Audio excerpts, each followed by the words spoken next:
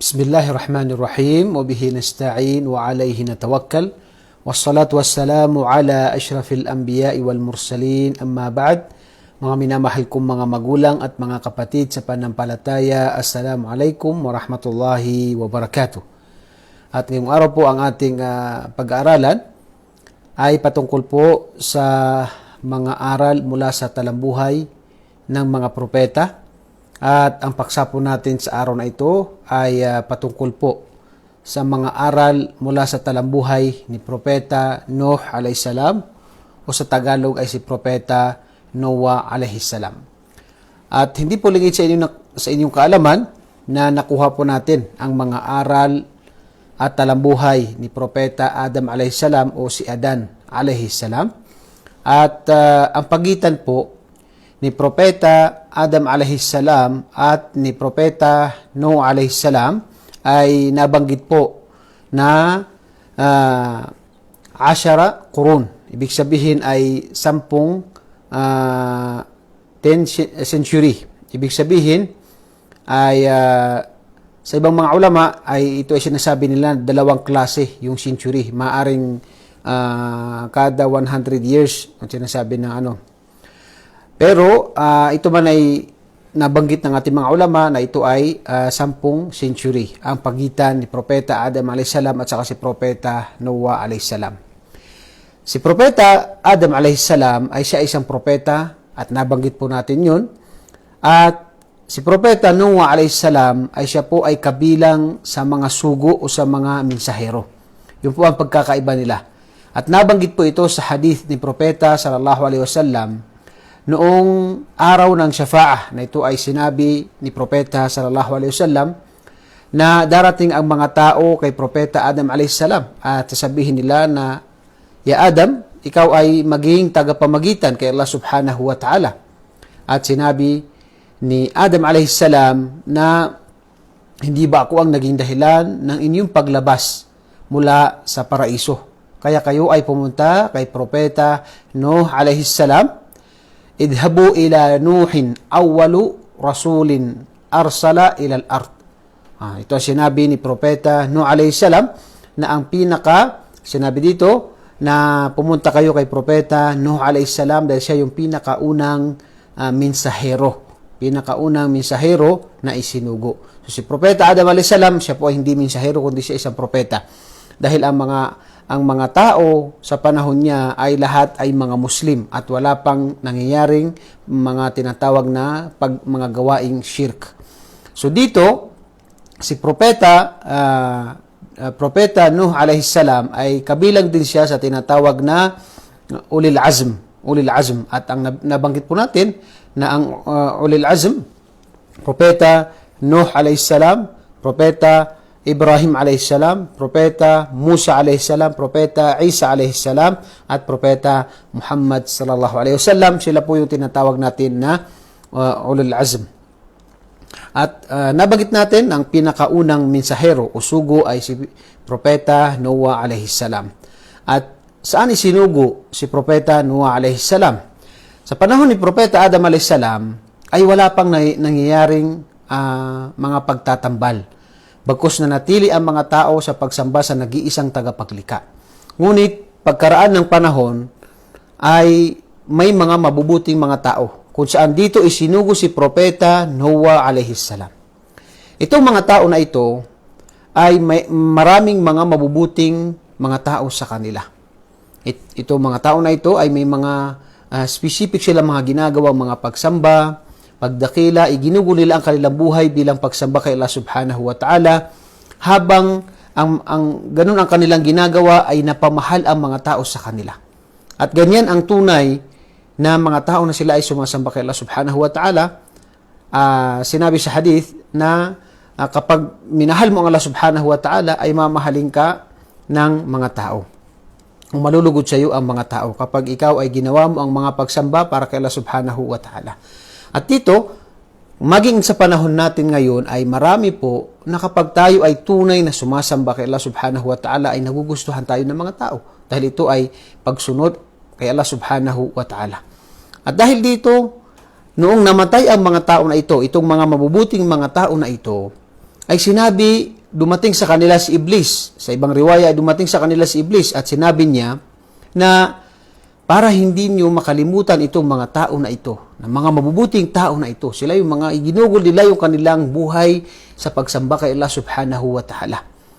At para hindi niyo makalimutan ng mga tao na ito, at ganun din na upang maka-encourage sa inyo, pag nakikita niyo sila, ay nakakagawa kayo ng marami mga pagsamba pag nakikita niyo ang mga tao na ito, ng mga magulang nila, mga ninuno nila, ng mga mabubuting mga tao.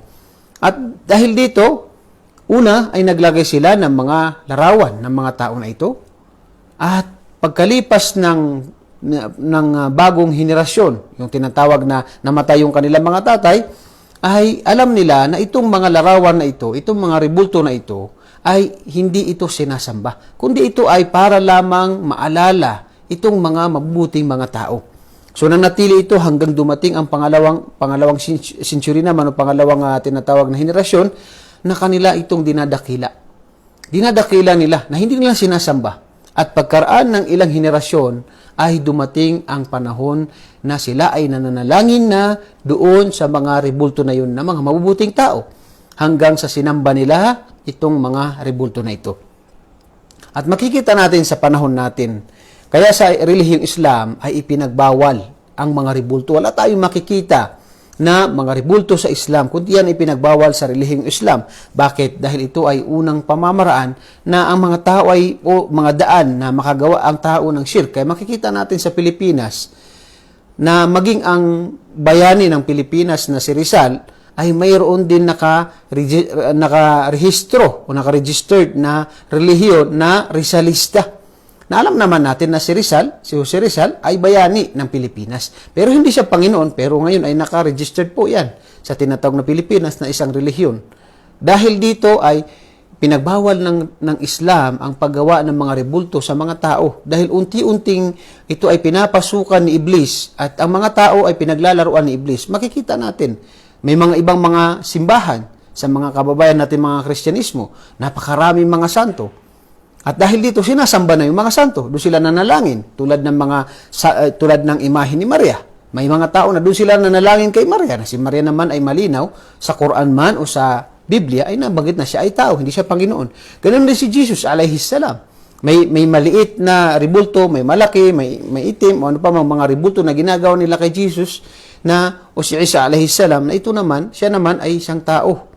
At yan ay nabanggit sa Quran at siya rin ay nabanggit sa Biblia na si Maria ay tinatawag na nagdadalang tao. So, tao si Jesus alayhis salam. So, hindi siya Panginoon. Ngunit, ang mga tao dahil sobrang pagdakila at pagmamahal nila hanggat sa umabot ito sa sinamba nila, si Jesus alayhis salam. So, dito, isa po sa mga katuruan ng relihiyong Islam ay pinagbabawal yung tinatawag ng mga, yan po ang dahilan kung bakit ipinagbabawal ang mga rebulto.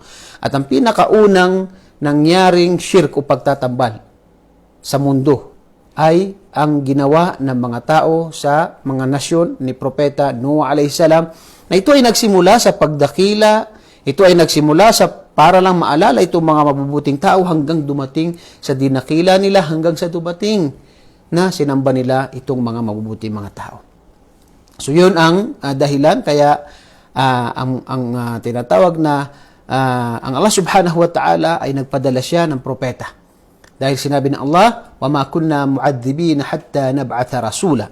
Yan ang isa sa mga aral na mapupulot natin dito, na hindi po magpaparusa ang Allah subhanahu wa ta'ala sa sino mang mga tao maliban sa dumating sa kanila ang mensahe. Maliban sa may ipinadala siya ng mga mensahe. Ganyan ang Allah subhanahu wa ta'ala na makatarungan sa lahat ng kanyang mga nilikha. Mas maawain po ang Allah subhanahu wa ta'ala kaysa nanay sa kanyang anak. Yan ang awa ng Allah subhanahu wa ta'ala. Kaya, marami pong propeta. Bakit? Para gabayan ang mga tao, patnubayan ang mga tao tungo sa pagsamba sa nag-iisang tagapaglikha. Dahil dito, ipinadala si Propeta Noah alayhis salam sa mga tao na sumasamba sa mga rebulto, sumasamba sa mga ginawang mga larawan, mga rebulto. At si Propeta Noah alayhis salam ay marami siyang ginawang pamamaraan ng pagdadakwa. At kasama dito ay yung tinatawag na targhib, meron ding tinatawag na tarhib, at saka yung muhawar, at saka yung sabr at tahammul. At ang pinakauna rito, nga na nabanggit natin, ay yung at-targhib, pagbibigay ng encouragement sa mga tao. Ito yung sa mga nais na magda'wa, magparating na mensahe ng Islam, napakarami po na mapupulot natin na aral mula sa kwento ni Propeta Noah alayhis salam. Dahil alam niyo po ba na si Propeta Noah alayhis salam ay nanatili siya, o yung panahon na siya ay nagparating ng mensahe sa mga tao na sambahin lamang nag-isang tagapaglikha, ng 950 years. 950 years ang kanyang ginawang pagpaparating ng mensahe ng relihiyong Islam, ng mensahe ng Allah subhanahu wa ta'ala, na ito ang sambahin lamang ang nag-iisang tagapaglikha.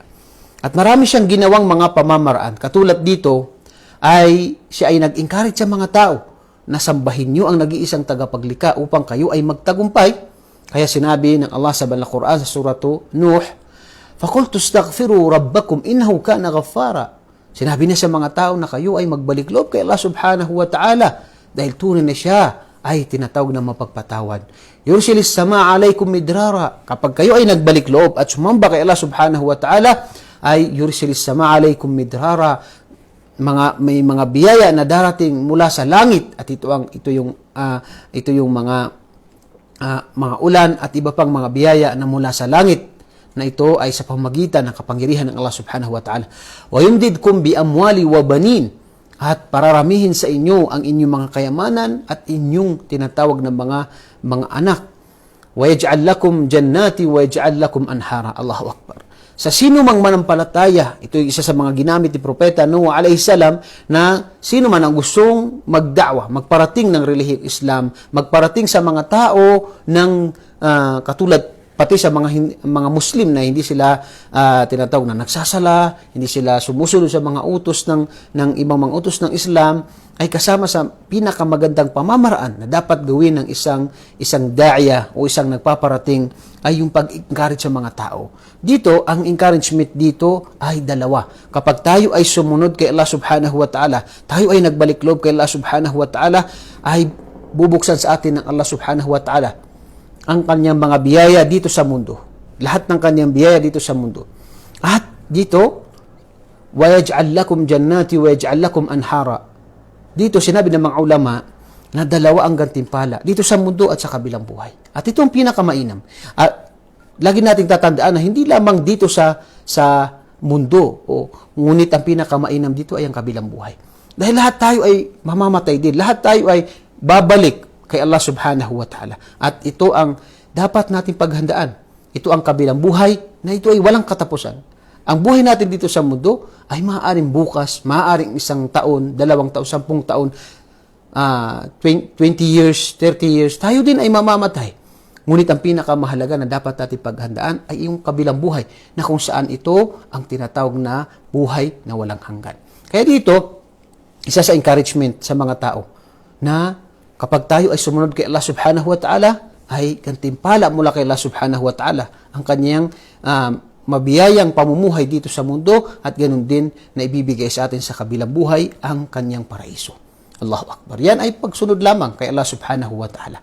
Ganun din na si Propeta Noah alayhis salam o Propeta Nuh alayhis salam ay gumamit din siya ng pagbibigay ng babala sa mga tao. Sinabi ng Allah, ganun din sa Surat Hud, na alla ta'budu illa Allah, inni akhafu alaykum adaba yawmin alim. At huwag kayong sumamba maliban kay Allah subhanahu wa ta'ala, inni akhafu alaykum adaba yawmin alim. Ako ay natatakot na kayo ay parusahan ng Allah subhanahu wa ta'ala sa araw ng paghukom.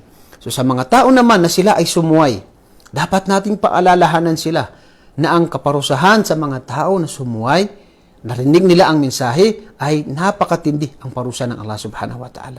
Maawain ng Allah subhanahu wa ta'ala. Kaya narapat na tayo ay magbalik loob. Anumang kasalanan natin, patatawarin tayo ng Allah subhanahu wa ta'ala. Kaya sabi ng Allah, magbalik loob kayo kay Allah subhanahu wa ta'ala at sumamba kayo at sumunod kayo kay Allah subhanahu wa ta'ala. Inna Allah yaghfiru dhunuba jami'a. Tunay na ang Allah subhanahu wa ta'ala, pinapatawad niya ang lahat ng kasalanan.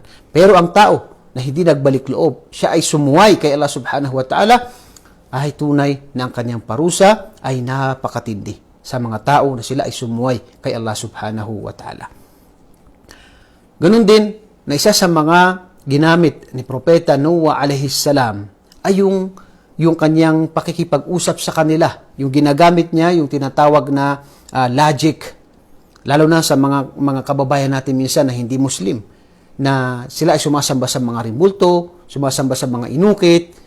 Ito isa sa mga ginamit ni Propeta Noah alayhi salam na kanyang sinabi na alam taraw kayfa khalaqallahu sab'a samawatin tibaqa wa ja'ala al-qamara fihinna nura wa ja'ala ash-shamsa siraja wallahu anbatakum minal ardi nabata thumma yu'idukum fiha wa yukhrijukum ikhraja wallahu ja'ala lakumul arda bisata litaskunu minha subulan fijaja. Surah Nuh. Lahat ng ito yung pagkalikha ng Allah subhanahu wa ta'ala sa lahat ng kanyang mga nilikha. Ang langit at lupa, ang araw, ang buwan. Subhanallah. Itong mga biyaya na binigay sa atin ng Allah subhanahu wa ta'ala, pagpapatunay lamang ito na mayroong tagapaglikha na lumikha sa atin at nagbibigay sa atin ng biyaya, kaya narapat lamang na siya lang sambahin natin. Sino ang dapat nating sambahin? Yung mga rebulto na tayo ang gumawa? May mga tao na bumili sa rekto, pumunta sa Quiapo, bumili doon ng tinatawag na rebulto, pagdating sa bahay ay nanalangin siya doon sa rebulto. Kung logic lang isipin natin, paano ka mananalangin sa isang bagay na ito ay binili mo? Tinawara mo pa doon sa nagbebenta. Tapos pagdating mo sa bahay, ay tinatawag na manalangin ka doon. Hindi dapat doon. Kung tayo ay ginagamit lang natin ang ating kaisipan, ang binigay sa atin ng dakilang tagapaglikha, na kaisipan at pag-intindi ay narapat na sundin natin ang relihiyong Islam dahil ito ay nagtuturo ng pagsamba lamang sa nag-iisang tagapaglikha. Ganun din na isa rin sa mga ginawa o tinatawag na ginamit ng propeta Noah alayhi salam sa kanyang pakikipag-usap, sa kanyang da'wa, sa pagpaparte ng relihiyong Islam ay ang tunay na pagtitiis. Pagtitiis. Allahu Akbar. Dahil makikita natin sa aya, sa Suratul Ankabut na sinabi ng Allah, وَلَقَدْ أَرْسَلْنَا نُوحًا إِلَىٰ قَوْمِهِ فَلَبِثَ فِيهِمْ أَلْفَ سَنَةٍ إِلَّا 50 عَامًا. Tunay na si Propeta Noah alayhi salam ay ipinadala namin sa kanyang mga nasyon at siya ay nanatili sa kanila sa kanyang pagpaparating ng misahe sa loob ng tinatawag na 950 years. So tayo, ilang beses tayong nagdawa? Ilang beses tayo nagparating sa ating mga pamilya sa atin sa Pilipinas. Yung maaring hindi Muslim yung asawa natin, hindi Muslim yung kamag-anak natin, hindi Muslim yung tinatawag na mga kapitbahay natin. Ilang beses tayong nagda'wa. Maaring nakarinig tayo ng salita pero tumigil na tayo. O kaya ay hindi nila tinanggap ang ating mensahe ay tumigil na tayo. Pero sa Propeta Noah alayhi salam, subhanallah, 950 years siya ay nagpaparating ng da'wa. Siya ay pumupunta sa mga bahay-bahay, sa kanilang palengke, umaga, gabi, siya ay nagpaparating ng mensahe ng relihiyong Islam. Kaya kung tayo ay magdada'wa, kung tayo ay magpaparating ng mensahe ng Islam, isa po sa narapat sa atin. Ang pinaka-foundation po ng pagdada'wa ay ang pagkakaroon ng pagtitiis. Pagkakaroon ng pagtitiis. Marami po, lalo na dito sa bansang Saudi Arabia, marami po akong kakilala na sila po ay hindi nag-Muslim sa loob ng 20 years, 30 years, at pagkatapos ay sila ay nagsahada. Maraming taon, pero pagkaraan noon ay tinanggap nila ang Islam. Kaya narapat po na hindi tayo mawalan ng pag-asa. Hindi tayo mawalan ng pag-asa dahil ang Allah po ang nagbibigay ng gabay. Ngunit tayo, ang obligado sa atin ay maiparating natin sa kanila ng tama ang relihiyong Islam. Isa rin sa mga pamamaraan ni Propeta Noah alayhi salam ay ang mabuting pakikipag-usap sa kanila. Normal po kapag tayo ay magdada'wa, tayo magpaparating ng mensahe na tayo po ay makakaranas ng mga pagsubok. Yan po ay isa sa mga aral na mapupulot natin na kapag tayo ay magpaparating, ay normal po yan na tayo ay makakaramdam ng iba't ibang mga salita, makakarinig ng mga salita, at ganoon din ang pangungutya, ganoon din at iba pang mga bagay.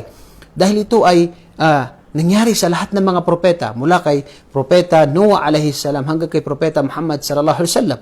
Sila po ay nagparating ng mensahe ng Islam at may mga propeta na sila ay pinatay may mga propeta na sila ay tinatawag na pinahirapan ng mga tao. Ganon din ang kanilang mga kasamahan. Kaya po normal po yan na tayo ay makaramdam sa maka-encounter na ganito sa pamilya natin. Sabihan tayo na mga bagay na hindi ito kanais-nais sa atin, pero tayo ay magtiis dahil ito ay tanggapin man nila o hindi ang relihiyong Islam. Ang mensahe ng pagsamba sa nag-iisang tagapaglikha ay meron tayong gantimpala kay Allah subhanahu wa ta'ala. Kasi Propeta Noah alayhi salam ay napakarami pong mga ibinato sa kanya. Kabilang doon ay sinabihan siya na tinatawag na siya isang ligaw. Ha? At marami pa. Katulad ng sinabi sa kanya na siya ay sinungaling. Ha? Sinabi roon, siya ay sinungaling. Sinabi dito, qala al-mala'u min qawmihi inna lanaraka min dalalin mubin. Subhanallah. Sinabi ng mga tao sa kanya, ikaw ay nakikita namin na ikaw ay naligaw na propeta. Si Propeta Noah alayhi salam. Ganun din na sinabi nila na qalu la illam tantahi ya Nuhu latakunanna minal marjumin. At dito marami siya sinabi, kadabat qablahum qawmu Nuhin fakadzabu abdana wa qalu majnunun wasdujir. Dito sinabi ay pinasinungalingan nila. Sinabi nila si Propeta Noah ay sinungaling. Ganun din na sinabi nila na majnun, nasisiraan ng kaisipan si Propeta Noah alayhi salam. At sa ibang mga riwaya, habang siya ay nagdada'wa, ay nasa likod niya nasa likod niya ang kanyang asawa. Dahil isa sa mga pagsubok na dumating na pagsubok kay Propeta Noah alayhi salam ay ang kanyang asawa at ang kanyang anak ay hindi sumunod sa kanya. Isa ito sa mensahe sa lahat ng nagdada'wa. Tayo sa aking sarili at sa lahat. Kung tayo ay magpaparating, maaari po na may mga tayo, asawa, o kaya may anak, o kaya kamag-anak na hindi na tinanggap ang relihiyong Islam. Ito ay napakahirap. Pero ito ay pagsubok ng Allah subhanahu wa ta'ala sa isang tao. Tulad na nangyari kay Propeta Noah alayhi salam, araw, gabi, 950 years siya ay nagpaparating ng relihiyong Islam. Pero subhanallah, ang kanyang asawa mismo ay hindi niya tinanggap. Siya ay pinasinungalingan ni si Propeta Noah alayhi salam, asawa ni Propeta Noah alayhi salam. Ganun din ang kanyang anak, isa sa kanyang anak. Isang sa mga riwaya ay ang pangalan niya ay si Yam o si Kanaan, na nabagit sa unang mga kasulatan na si Kanaan, na itong anak niya ay hindi niya sinunod si Propeta Noah alayhi salam. So isa po sa mga pagsubok na maaaring dumating sa buhay natin ay minsan tayo magpaparating ng tauhid o pagsamba sa nag-iisang tagapaglikha, pero isa sa mga kamag-anak natin, kaibigan natin, kapitbahay natin, na sila ay tinatawag na against sa da'wa natin. Ayaw nila sa tinatawag na turo natin na ito na pagsamba sa nag-iisang tagapaglikha. Maaari po yan. Maaring kamag-anak, maaring asawa, pero kailangan natin magtiis. Ito ay pagsubok ng Allah subhanahu wa ta'ala sa isang tao. Maaring tayo ay nagbibigay ng payo sa mga tao. Kayo ay magsala. Kayo ay tinatawag na ibigay niyo ang karapatan ng inyong mga kamag-anak, inyong magulang. Pero minsan, maaring ang anak natin, maaring ang asawa natin, maaring ang kapatid natin ay hindi nagsasala. So ito ay pagsubok sa tao. Yan ay napakahirap pero kailangan natin magtiis. Yan ay pagsubok sa tao. Katulad nangyari kay Propeta Noah alayhi salam. Maging ang kanyang asawa ay pinasinungalingan siya. At sa mga propeta po, ang nabanggit po ay si Propeta Noah alayhi salam at saka si Propeta Lut alayhi salam. Dalawa sila na mga propeta na ang kanilang mga asawa ay hindi po tinanggap ang kanilang mga mensahe, bagkus ito ay kanilang tinatawag na pinasinungalingan ang mensahe ng propetang ito. Si Propeta Noah alayhi salam at saka si Propeta Lut alayhi salam.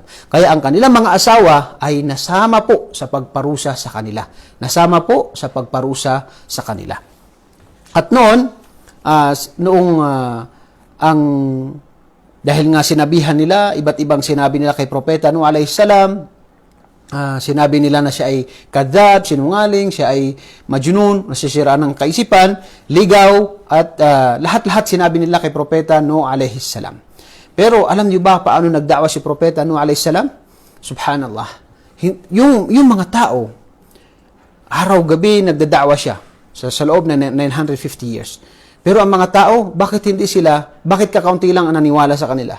Dahil ang mga tao Karamihan sa kanila, kapag nakita nila si Propeta Nuh alayhi salam, ay kanilang tinatakpan ang kanilang mga tainga. Para hindi nila marinig si Propeta Nuh alayhi salam. La hawla wala quwwata illa. Ganun yung katindi. Katindi yung tinatawag na tigas ng kanilang puso. Hanggang sa kapag nakita ni Propeta Nuh alayhi salam na tinakpan nila ang kanilang tinatawag na mga tainga, ay nagsasalita si Propeta Nuh alayhi salam ng sign language para maintindihan nila. Pero tinatakpan nila ang kanilang mukha at sila ay umaalis. Ayaw nila makinig kay Propeta Nuh alayhi salam. Kaya, hindi lang pinasinungalingan, sinabing majnun, masira ng kaisipan, lahat-lahat sinabi nila. At hindi pa sila nakikinig sa kanya. Bagkus sinabi nila na siya ay lahat ng klase ng ay pinasinungalingan nila si Propeta Nuh alayhi salam. At dahil dito, nung si Propeta Nuh alayhi salam ay dumating yung tinatawag na panahon na parang sa tagal ng panahon ay sinabi sa kanila ni Propeta Nuh alayhi salam itong tinatawag na tahaddi. Tahaddi. Ito isa sa mga miracles ni Propeta Nuh alayhi salam. Na kanyang sinabi sa kanila, "Fa'ajmi'u amrakum." "Fa'ajmi'u amrakum. Thumma la yakun amrakum alaykum ghumma." Ito yung wasurakaakum. Ito yung mga tahaddi na sinabi sa kanila ni Propeta Nuh alayhi salam na kayo ay magtipon-tipon. Magtipon-tipon kayo. At lahat ng kakayahan nyo ay gamitin nyo. At gawin nyo upang ako ay inyong tinatawag na anuman ang gusto nyo gawin sa akin ay gawin nyo. Ngunit sinabi ni Propeta Nuh alayhi salam na hindi nyo magagawa ang anumang gusto nyo. So ito isa sa mga miracles ni Propeta Nuh alayhi salam na siya ay nagbigay ng tahaddi sa mga hindi mananampalataya. Pagkatapos ng maraming pagpapayo, matagal na panahon na siya ay nagpayo sa mga tao, ay sinabi nila sa kanila, dahil hindi na sila nakikinig sa kanila, ay sinabi niya na magtipon kayo, gawin niyo kung anong gusto niyo sa akin, ngunit hindi kayo magtatagumpay at wala kayong magagawa maliban sa pahintulot ng Allah. At ito ay hindi nangyari nga at wala silang nagawa. Wala silang nagawa kay Propeta Nuh alayhi salam. Ganun din na inutusan ng Allah subhanahu wa ta'ala si Propeta Nuh alayhi salam na siya ay ipatayo niya o yung tinatawag na gawin niya yung tinatawag na barko na yon. At dito naman nagsimula yung tinatawag na pangungutya ng mga tao. Subhanallah. Sinabi ng Allah sa Al-Quran, Surah Hud, وَيَسْنَعُ الْفُلْكُ وَكُلَّمَا مَرَّ عَلَيْهِ مَلَأٌ مِنْ قَوْمِهِ سَخِرُوا مِنْهُ. Inutusan ng Allah subhanahu wa ta'ala si Propeta Nuh alayhi salam na gawin niya itong napakalaking barko na ito. At ito ay ginawa niya sa isang mga bundok sa lugar nila. At nagkaroon naman sila muli ng tinatawag na pangungutya. Sinabi nila na, "O Nuh, paano ka gagawa ng isang tinatawag na barko sa gubat, sa bundok?" Subhanallah. So sila ay tinatawag na nangungutya kay Propeta Noah alayhi salam. Pero maging si Propeta Noah alayhi salam ay sa unang pagbabasa kanya ng bagay na ito, hindi niya alam kung ano ang dahilan. Pero inutusan siya ng Allah subhanahu wa ta'ala na siya ay gumawa ng isang malaking barko. At pagkatapos noon, nung ginawa niya, matagal na panahon ang paggawa ni Propeta Noah alayhi salam doon sa tinatawag na barko na ito. At pagkatapos, nabanggit sa ibang mga riwaya kung ilan ba ang naniwala kay Propeta Noah alayhi salam. وَمَا آمَنَ مَعَهُ إِلَّا قَلِيلٌ. Sinabi dito sa Surah Hud na walang naniwala kay Propeta Noah alayhi salam maliban sa kakaunti. Kakaunti lamang ang naniwala sa kanila. Ang mga propeta ay maraming pamamaraan yung kanilang pagdadakwa at yung mga sumunod sa kanila. May propeta na isa lang ang sumunod, may propeta na dalawang sumunod, may propeta na tulad ni Propeta Noah alayhi salam na sa mga riwaya ay 83 lamang ang sumunod sa kanya. At ang pinakamarami na umma na sumunod ay ang umma ni Propeta Muhammad sallallahu alaihi wasallam. Ang pinakamarami ng mga tagasunod ay ang umma ni Propeta sallallahu alaihi wasallam. Pero may mga umma na isa ang tagasunod ay propeta, at isa ang tagasunod, mayroong dalawa, mayroong tatlo, at ganoon si Propeta Nuh alayhi salam, nabanggit ng ating mga ulama, na tafsir ng aya na ito na sinabi ng Allah, wama amana ma'ahu illa qalil. Walang naniwala sa kanya maliban sa kakaunti. At sinabi ng mga ulama ay kasama dito ay 83, nakasama doon yung lalaki at saka babae. At pagkatapos nung nagawa na ni Propeta Noah alayhi salam itong tinatawag na barko, ay nagbigay siya ng sign. Sinabi niya kay Propeta Noah alayhi salam na kapag yung nilulutuan nyo ng mga tinapay o ng mga nilulutuan nila ay lumabas doon yung tubig, ay pumunta kayo agad. Isa sa mga nabanggit ng mga ulama na sign na kailan yung tinatawag na paglabas ng napakalaking tubig, napakaraming tubig at dito na yung tinatawag na parusa sa mga taong hindi nanampalataya kay propeta o hindi sumunod kay propeta Noah alayhi salam. At isa sa mga nabanggit ng mga ulama ay yung pagkakaroon, yung nilulutuan nila ng tinapay ay lalabas doon yung tubig. At kapag dumating ito, ay tinatawag na oras na para pumunta ang mga naniniwala kay propeta Noah alayhi salam. At ganoon din na inutusan siya ng Allah subhanahu wa ta'ala na magdala siya ng lalaki at saka babae, yung partners sa lahat ng mga hayop. Ganoon din yung mga sumunod sa kanya. Na sila ay pumunta sa oras na ito na makita nila itong sign, ito yung tanda na kapag ito ay tinatawag na lumabas sa kanilang nilulutuan na yung tubig na ito. Sinabi ng Allah, وَقَالَ ارْكَبُوا فِيهَا بِسْمِ اللَّهِ مَجْرِيهَا وَمُرْسَاهَا إِنَّ رَبِّي لَغَفُورٌ رَحِيمٌ.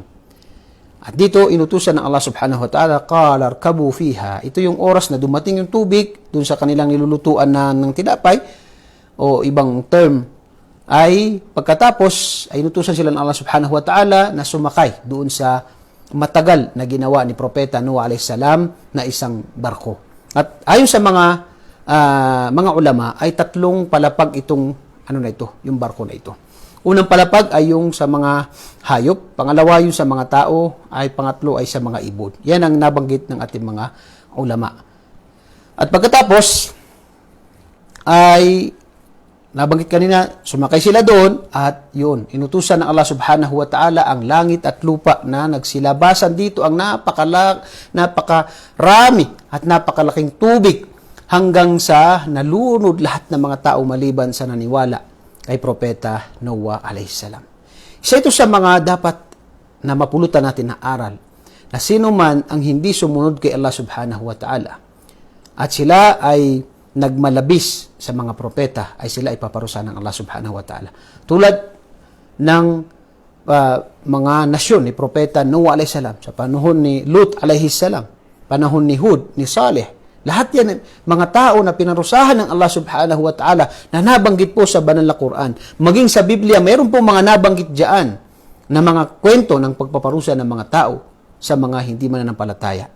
Na sila ay nagmalabis, sila ay nagmalaki. Kaya narapat po na sa isang mananampalataya na palagi niyang alalahanin na siya ay, alhamdulillah, tayo po ay ginabay ng Allah subhanahu wa ta'ala kaya narapat na magpasalamat tayo kay Allah subhanahu wa ta'ala. Ganun din na iparating natin ang mensahe na ito, mensahe ng pagsamba sa nag-iisang tagapaglika. At sa mga tao naman na sila ay nagmalabis, tunay na ang kaparusahan ng Allah subhanahu wa ta'ala ay napakatindi. Kaya makikita natin maging sa panahon ni Fir'aun. Si Fir'aun na isinugo doon si Musa alayhi salam sa kanya, siya ay nag-angkin na isang Panginoon. Ana rabbukumul a'la, ako ang inyong Panginoon na pinakadakila, pinakamataas. Pero siya ay pinarusahan ng Allah subhanahu wa ta'ala. Ito'y tanda sa mga tao na mapagmalaki, mapagmayabang, lalo na sa mga tao na nagmalabis sa relihiyong Islam. Katulad ngayon na ginagawa ng mga tinatawag na mga taga-Israel. Sila ay paparusahan ng Allah subhanahu wa ta'ala. Darating ang panahon na sila ay paparusahan ng Allah subhanahu wa ta'ala dahil sa kanilang pagmamalabis sa ating mga kapatid na mga Muslim sa Palestine. So isa po ito sa dapat nating paniwalaan bilang isang manampalataya na sino man ang nagmalabis at siya ay sumuway sa kautusan ng Allah subhanahu wa ta'ala at hindi nagbalik loob ay paparusahan ng Allah subhanahu wa ta'ala. Ang parusa ng mga angkan o yung tinatawag na mga nasyon ni Propeta Noah alayhi salam na hindi naniwala ay dito sa mundo at yung tinatawag na sa kanilang sa barzakh at sa kabilang buhay. Tatlo ang kanilang parusa na tinipon ng Allah subhanahu wa ta'ala sa kanila dahil sa kanilang pagtanggi. At isa po sa mga kwento na una-una na mapupulutan din natin na aral na sinabi ito, yung tinatawag na sinabi ni Propeta Nuh alayhi salam sa kanyang anak. وهي تجري بهم في موج كالجبال ونادى نوح ابنه وكان في معزل يا بني اركب معنا. Subhanallah. Isa sa mga hindi naniwala kay Propeta Nuh alayhi salam ay ang kanyang asawa. At yun ay hindi nasama doon sa sumakay sa tinatawag na barko. Ganun din ang kanyang anak. Sinabihan siya ni Propeta Nuh alayhi salam dahil naawa siya, anak niya ito. Pero ang anak niya ay matigas ang ulo at saka mapagmalaki. Sinabi ni Propeta Nuh alayhi salam sa kanya na, ya bunay, o anak ko, ya bunay, ibnuhu wa kana, ya bunay irkab ma'ana. Ikaw ay sumakay kasama namin para ikaw ay maligtas. Pero ang sinabi ng kanyang anak, ya bunay irkab ma'ana, dito, sa'awi ila jabali ya'simuni minal ma. Sa surah Hud, sinabi na, hindi ako sasakay, hindi ako pupunta sa iyo at hindi ako sasakay sa iyong barko. Bagkus ako'y pupunta sa tinatawag na bundok. Ya'simuni minal ma, upang ako ay makaligtas mula sa tubig. Subhanallah. Pero sinabi ng Allah subhanahu wa ta'ala na, ya bunayya arkab ma'ana wala takum ma'al kafirin. Ikaw ay sumama sa amin, ikaw ay sumakay sa amin para ikaw ay maligtas at huwag kang masama sa mga kafirin, sa mga tumanggi na sila ay pinarusahan ng Allah subhanahu wa ta'ala. Ngunit walang nagawa si Propeta Nuh alayhi salam, matigas pa rin ang ulo ng kanyang anak dahil tumanggi ang kanyang anak. At gaya nabanggit natin, ang kanyang asawa at ang kanyang anak ay sila ay hindi naniwala kay Propeta Nuh alayhi salam. At kabilang po sa mga apat po ang anak ni Propeta Nuh alayhi salam na nabanggit po sa mga riwaya. Ito si Ham, si Sam at saka si Yafith. Si Ham, si Sam, at saka si Yafith. Ito yung tatlo na mga nanatili na sumama kay Propeta Nuh alayhi salam. At itong si Yam sa mga Israeliyat na binabanggit natin o kwento sa mga naunang mga kasulatan ay binabanggit na siya ay si Kanaan. Siya ay si Kanaan. Itong si Yam o si Kanaan ay siya yung nalunod na tumanggi sa kanyang tatay. Subhanallah. Ang pagmamahal ng tatay ay nandun pa rin. Pero dahil sa tumanggi, ang tao na ito siya ay pinarusahan ng Allah subhanahu wa ta'ala. Kaya isa rin po sa mensahe na dapat nating malaman na ang isa sa maiiwan natin sa ating mga pamilya, sa ating mga asawa, sa ating mga anak ay ang ating relihiyon. Ituro po natin sa kanila. Kahit tayo ay isang ustad, isang alim, isang da'ya, isang anumang katungkulan natin, ay hindi po ito makakatulong sa ating mga pamilya kung hindi sila sumunod sa turo ng Islam. Isa po sa pinakamagandang regalo na maibibigay sa atin mula kay Allah subhanahu wa ta'ala ay ang maging mga Muslim po ang ating mga pamilya. Kaya sikapin po natin sa abot ng ating makakaya. Yung panalangin natin. Si Abu Hurairah radiyallahu anhu, ang kanyang panalangin kay Propeta Muhammad sallallahu alaihi wasallam na hiniling niya kay Propeta Muhammad sallallahu alaihi wasallam na tanggapin ng kanyang nanay ang Islam. At tinanggap ang nanay ni Propeta nanay ni Bilal ibn Rabah.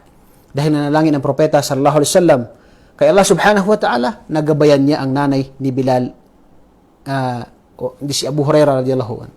Si Abu Hurairah radiyallahu anhu. At dahil dito ay tinanggap ng nanay ni Abu Hurairah ang relihiyong Islam. Isa po sa pinakamaganda na dapat gawin natin ay sikapin natin ang abot ng ating makakaya.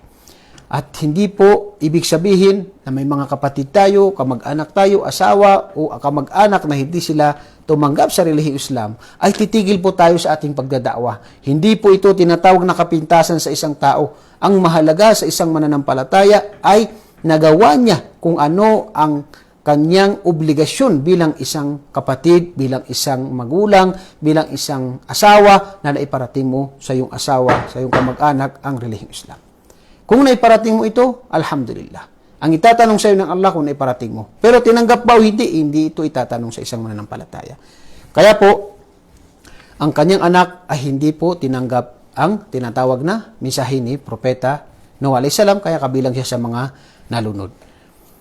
Ganon din na kabilang sa mga nabanggit natin mga ulama ay tumagal itong tubig na ito ng 6 o 7 buwan. Allahu alam, pero ito po ang nabanggit ng ibang ating mga ulama. At pagkatapos ay noong tinatawag na nawala na ang tubig, inutusan ng Allah subhanahu wa ta'ala na mawala na ang tubig mula sa langit at lupa at patuloy ang pamumuhay ni Propeta Nuh alayhi salam at lahat ng mga sumunod sa kanila.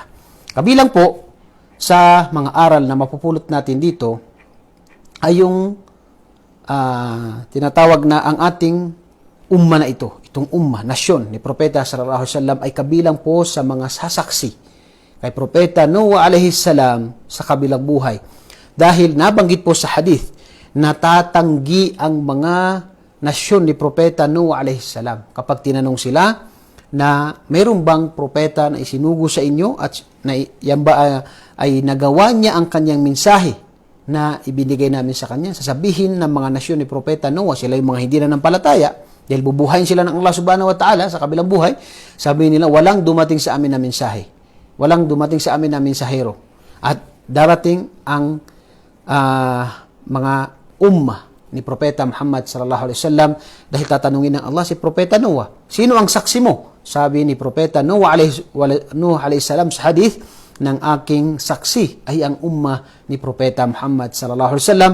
Kaya tayo na mga ummah ni Propeta sallallahu alaihi wasallam ang sasaksi kay Propeta Nuh alayhi salam na naiparating niya ang mensahe. Siya ay nagparating ng loob ng 950 years at nabanggit sa banal na Quran, laylaw wa nahara. Subhanallah. Laylaw wa nahara. Gabi at umaga siya ay nagpaparating ng mensahe ng relihiyong Islam. Kabilang sa mga aral, summarize natin, na mapupulot natin sa mga sa talambuhay na ito ni Propeta Nuh alayhi salam ay ang kaparusahan sa nasyon ni Propeta Nuh alayhi salam na dalawa dito sa mundo at sa kabilang buhay. Pangatlo ay doon sa barzakh. Dahil kapag ang barzakh, ito yung pagitan ng mundo at sa kabilang buhay. Sino man ang mamatay, ang kanyang lugar ay sa barzakh. At kapag dumating ang araw ng paghukom, ay bubuhayin lahat ng namatay. At dito naman ay ang pangatlong stage na ito yung tinatawag na kabilang buhay. Kaya ang mga tao o mga nasyon ni Propeta Nuh alayhi salam, sila ay pinarusahan dito sa mundo dahil sa kanilang pagtanggi, at ganun din na paparusahan sila sa barzakh, at ganun din na kapag sa araw ng paghukom ay paparusahan sila ng Allah subhanahu wa ta'ala. Kaya narapat po sa isang tao na mayroong tamang pag-iisip na itong dapat niyang pagandaan, ang kabilang buhay. Dito sa mundo, ilang taon lang ang buhay natin dito. Kaya narapat na pagandaan natin. Sabi nga nila, ay kung ano ang anihin mo, o kung ano ang itanim mo, yun ang anihin mo. Kung tayo ay magtanim ng kabutihan dito sa mundo, ay ang ating aanihin sa kabilang buhay ay ang kabutihan. Ganun din na isa po sa pamamaraan ng da'wa, kaya nabanggit natin, sa lahat ng mga propeta, isa po sa mga kanilang ginawang sa pamamaraan ng kanilang da'wa ay ang pagtitiis sa kanilang pagpaparating ng mensahe. Makita natin, si Propeta Nuh alayhi salam, siya ay nagparating ng mensahe ng Islam sa loob ng 950 years. Dahil sa ibang mga riwaya ng mga Israeliyat, ay siya po ay naging propeta sa edad na 400 plus, kung hindi ako nagkakamali, at siya ay nanatili sa kanyang mga nasyon sa loob ng 950 years. So ang mga naunang mga tao, naunang mga propeta, sila po ay mahaba po ang kanilang buhay. Kaya isa sa mga nabanggit sa hadith ni Propeta sallallahu alaihi wasallam na ang isa sa mga nasyon ni Musa alaihi salam na isang babae na siya ay tinatawag na namatay ang kanyang anak sa edad na 200, 200 ang edad niya. At narinig niya o sino nagsabi sa kanya na bakit ka umiyak? Sabi niya, namatay ang anak ko sa edad na anak niya yon na sa edad na 200 years. Sabi niya ay darating ang mga tao na pagkalipas natin, ito yung umma, ngayong umma natin, na nabanggit ng propeta sallallahu alaihi wasallam na ang edad nila ay 60 to 70. At ito yung edad natin ngayon, 60 to 70. Sabi ng babae na ito, kung ako ay nandoon sa panahon nila, ay siguro ay yung 63 years ko ay gagawin kong patira pa para kay Allah subhanahu wa ta'ala. Subhanallah. Tayo ay binuhay ng Allah subhanahu wa ta'ala. Meron tayong 60 to 70 years. Kung magkaroon man tayo ng 80 o 70, 80 pataas, siguro hindi na natin alam kung ano nangyayari sa kapaligiran natin. Baka mas gusto pa natin na mamatay na tayo dahil sa tinatawag na katandaan. Pero yung buhay natin, sa edad na ito na binigay sa atin, ay napakakaunti lang ang naibigay natin para kay Allah subhanahu wa ta'ala. Ilang oras tayong natutulog? Ilang oras tayong sa trabaho, sa makamundong bagay, sa mga iba't ibang ilang oras lang tayo sumasamba. Napakaiksi lamang. Pero hindi pa natin ito may sagawa ng tama. Subhanallah. Kaya tayo narapat na palagi magbalik loob kay Allah, gumawa ng mga pagsamba, dahil wala tayong madadala sa kabilang buhay maliban sa ating mga mabuting gawain. Ganun din na ang lahat ng mga propeta, magkakaiba man sila ng mga syariah, pero isa lang po ang kanilang mensahe. Ito ang sambahin ng nag-iisang tagapaglikha. Mula kay Propeta Noah alayhi salam, dahil si Propeta Adam alayhi salam, ang mga tao sa panahon niya ay, yung mga anak niya ay puro mga Muslim. Ang pinakaunang sugo o mensahero ay si Propeta Noah alayhi salam. At mula doon hanggang sa panahon ni Propeta Noah alayhi salam, isa lamang po ang mensahe na dala ng mga propeta, na ito ang dapat na ituro natin sa lahat ng mga tao, na ito ang pagsamba sa nag-iisang tagapaglikha. La ilaha illallah. Walang ibang Diyos na dapat sambahin maliban kay Allah subhanahu wa ta'ala. Ganon din na palagi nating alalahanin na kapag tayo ay binigyan ng biyaya ng Allah subhanahu wa ta'ala, ay tayo magpasalamat palagi kay Allah subhanahu wa ta'ala. At tayo ay magpakupkup kay Allah subhanahu wa ta'ala. Dito, sa Surah Hud, sinabi ng Allah, وَقَالَ ارْكَبُوا فِيهَا بِسْمِ اللَّهِ مَجْرِيهَا وَمُرْسَاهَا. Kayo ay sumakay sa barko at pagkatapos ay kayo ay banggitin nyo ang pangalan ng Allah subhanahu wa ta'ala. Isa po yan sa mga aral na mapupulot natin sa kwento ni Propeta Noah alayhi salam. Ganun din, na bilang isang mananampalataya, palagi nating alalahanin na tayo po sa buhay natin dito sa mundo, dahil napakaiksi po ng buhay natin. Ang mga naunang mga propeta, mahaba po ang kanilang mga buhay. Dito, isa po ito sa palagi kong sinasabi sa aking sarili at gusto kong ipayo sa inyo. Ang nanabanggit ng propeta sallallahu alaihi wasallam na kapag namatay ang isang tao, ay siya po ay ihahatid ng kanyang tatlong bagay na ito. Una, ang kanyang kayamanan, ang kanyang mga kamag-anak at ang kanyang mga gawain. Yan po ay nabanggit sa hadith. At dito, kapag tayo ay nalibing na, iiwan tayo ng ating mga kamag-anak. At yan ay tunay. Ilang oras mananatili doon ang pamilya natin?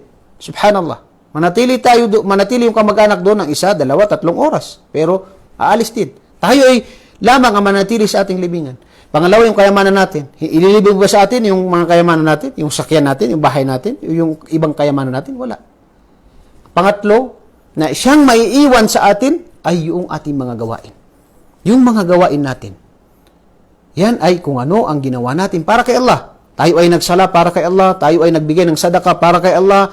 Tayo ay gumugol ng kayamanan, oras natin para kay Allah. Yun ang magiging kasama natin. Yun ang isa sa mga magliligtas sa atin sa kabilang buhay. Yung mga mabuting gawain natin.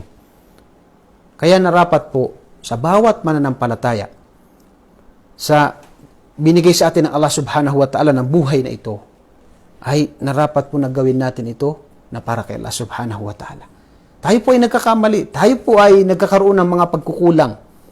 Pero narapat po sa isang mananampalataya na palagi siya magbalik loob kay Allah subhanahu wa ta'ala at sumamba palagi kay Allah subhanahu wa ta'ala. Tulad ngayon, natapos ang Ramadan. Pero kung makikita mo yung mga masjid, dati ay puno ang mga masjid. Pero ngayon, kalahati na lang.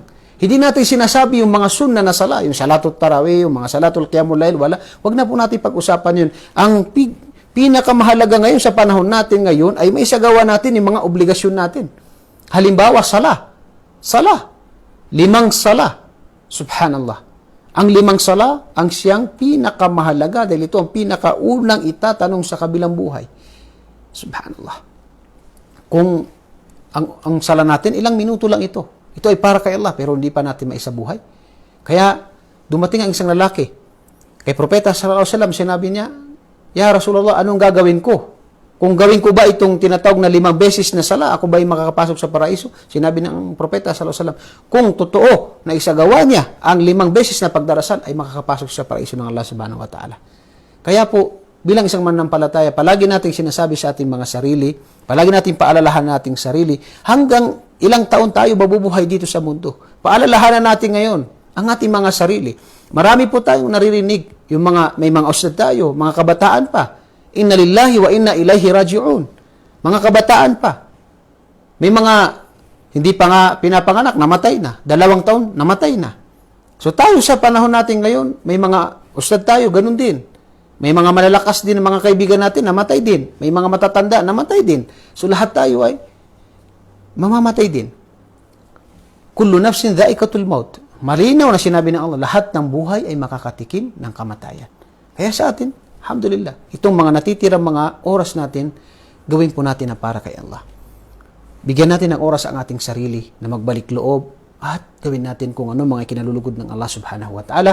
Ito po ang mga aral na mapupulot natin mula sa talambuhay ni Propeta Noah alayhi salam. At ito po ay isang episode lamang po. Kung may mga katanungan po kayo, ay pwede po kayong mag-comment o mag-message. At ganoon din sa lahat po muli ng bumati sa inyo ng Assalamualaikum warahmatullahi wabarakatuh ay Waalaikumsalam warahmatullahi wabarakatuh.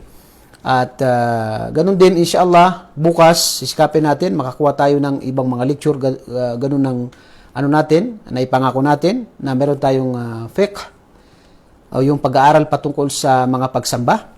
At sa Martes po muli ay yung pag-aaral natin sa mga aralin tungkol sa talambuhay ng mga propeta. At yan po ay sa Linggo, Martes at saka sa Huwebes inshallah. At ako po ay nag-iimbita sa inyo na sana po ay subaybayan natin. At hindi lamang po tayo parang manunod lamang po ng mga series, kundi ang pinakamahalaga dito ay makapulot tayo ng aral at ito ay maisabuhay natin at ito ay maibahagi natin. Yan po ang isa sa mga hangarin kung bakit tayo nag-aaral ng ganito mga pag-aral mula sa mga aral sa talambuhay ng ating mga propeta. Ako po muli ang bumabati sa inyo ng Assalamualaikum warahmatullahi wabarakatuh.